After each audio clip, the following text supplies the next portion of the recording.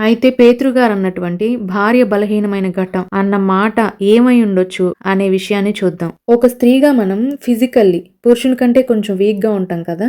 For example మన husbands ఈజీగా 25 kilos bag ని లిఫ్ట్ చేసేస్తారు. కానీ మనకది కొంచెం కష్టంగా ఉంటది. వాళ్ళలాగా ఈజీగా లిఫ్ట్ చేయలేం గదా. ఇప్పుడు ఎమోషనల్లీ చూద్దాం. ఎమోషనల్లీ కూడా వైఫ్ చాలా వీక్ గా ఉంటది. ఎవరైనా కొంచెం బాధ కలిగించే విషయాన్ని చెప్పినప్పుడు వెంటనే ఏడ్చేస్తాం మనం వైఫ్స్‌గా. అదే హస్బెండ్స్ అయితే కొంచెం స్ట్రాంగ్‌గా ఉంటారు ఇలాంటి విషయాల్లో. అండ్ కొన్ని పర్సనల్ విషయాలు అంటే వైఫ్ అండ్ హస్బెండ్‌కి దేవుడు నిర్ణయించినటువంటి పర్సనల్ రిలేషన్‌షిప్ విషయంలో కూడా కావచ్చు. ఇలా ఎమోషనల్లీ అండ్ ఫిజికల్లీ ఆమె వీక్‌గా ఉండే విషయాల పట్ల మీరు ఆమెని జెంటిల్‌గా, ప్రేమగా హ్యాండిల్ చేయండి అని చెప్పడం. అయితే ఈ మాట నేను ఇంత నొక్కి ఎందుకు చెప్పడానికి ట్రై చేస్తున్నాను అంటే, మాకు తెలిసిన వాళ్ళు అంటే క్రిస్టియన్ బిలీవర్స్ కాదు. వాళ్ళు బైబిల్ స్త్రీని చాలా తక్కువ చేసి చూపిస్తుంది అన్నట్లు మాట్లాడారు. స్త్రీ చాలా బలహీనమైంది.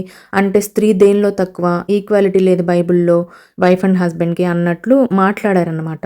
కానీ అది కరెక్ట్ కాదు. స్త్రీని దేవుడు ఎక్కడ కూడా తక్కువ చేసి చూడట్లేదు. పేతురు మాట్లాడినటువంటి ఈ బలహీనమైన ఘటం అన్న మాట కూడా ఒక కన్సర్న్‌తో కూడిన మాటగా అర్థం చేసుకోవాలి మనం. ఫర్ ఎగ్జాంపుల్ ఇప్పుడు మన పిల్లలుంటారు. మన పిల్లలు ఒక్కొక్క రోజు క్రాంకీగా ఉంటారు. ఒక్కొక్క రోజు చాలా స్టబర్న్‌గా బిహేవ్ చేస్తా ఉంటారు గదా.